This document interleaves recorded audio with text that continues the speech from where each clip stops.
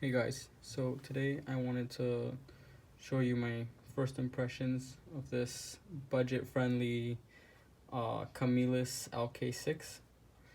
So pretty much it's a small but capable and versatile folder for light utility tasks, I would say, for around $20. I first saw this guy actually on Reddit. I was scrolling through and I saw it on like Budget Blades or EDC or something. And yeah, somebody like mentioned it and I had never heard of or seen it. And apparently it's a knife that's not so well known, but it's out there. It comes in a blister pack, so it's one of those kind of things. It's about $20, but for the $20 price range, I think you're getting a pretty good little deal with it. So let's take a closer look a little bit. This is more like a frame lock Kershaw Shuffle, I would say, kind of like small utility knife kind of thing. But it has ball bearings. Like I said, a frame lock here. So you can see the frame lock is actually very thin here. The relief part of it seems very, the saying that a chain is only as strong as its weakest link. That's the weakest part of the handle right there. And although it does seem very thin and everything for a frame lock, and it's not like for heavy utility. Like I said, this is like a small utility knife, like for opening boxes and doing small chores with and things like that. But it deploys super smooth because of the flipper and the ball bearing system that it has. So that's a nice surprise. That's something you don't usually see in $20 knives a lot. They're like little ball bearings. You can see them sometimes in certain light, but I don't know if you can see them there. Kind of.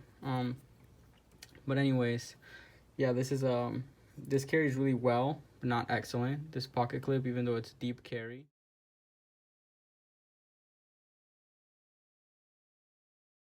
As you can see here, it kind of protrudes up a little bit. I tried to tighten that down, but it didn't want to, and I wasn't about to strip my Torx screwdriver for a little bit better carrying with this one. And it's just very thin for certain pockets. It fits in certain pockets, but other pockets in regular jeans, it doesn't seem to want to like fit all the way in. So it ends up being this, it comes sticking out this much.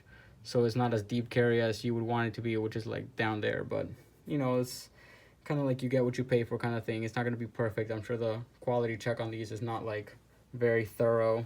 But regardless, it carries very well because it's small and it's very kind of rounded all over the place. The flipper's small, so it's not very intrusive inside your pocket.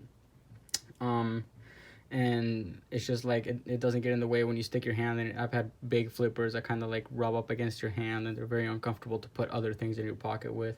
But this one doesn't really have that problem. So yeah, I got this knife and I wanted to get it to compare it to. I don't have that Kershaw Shuffle anymore, but it's kind of like comparable to this one. I just had this SOG Stout FLK. This is a little bit higher. I would say twice as high in the price range. This one's about like $50, but this knife is really, really solid. Look at the difference in the frame lock over here. It's just so much wider.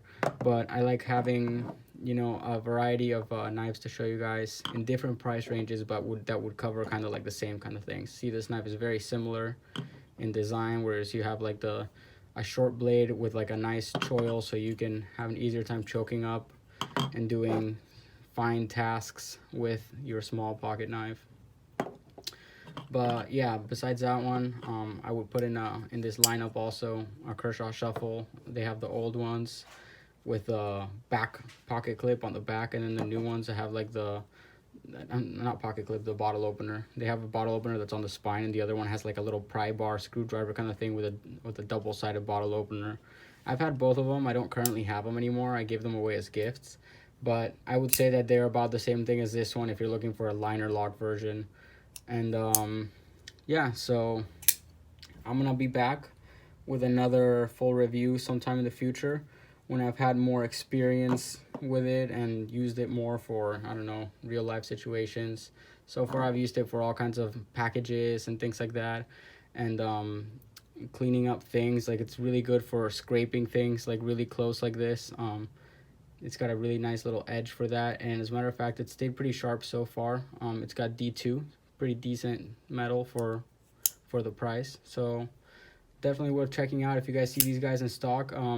I think I saw this one. I got it for about 20 bucks at Knife Center. So if you guys get a chance to check it out, or if you're looking for a budget-friendly knife to give as a gift or just to carry around when you don't want to, you know, carry your expensive one, or you're going to do some dirty tasks that you don't want to really get your better knives dirty with, then this is a good choice. All right, guys. Thank you guys for watching. I'll see you guys with the next one. Peace.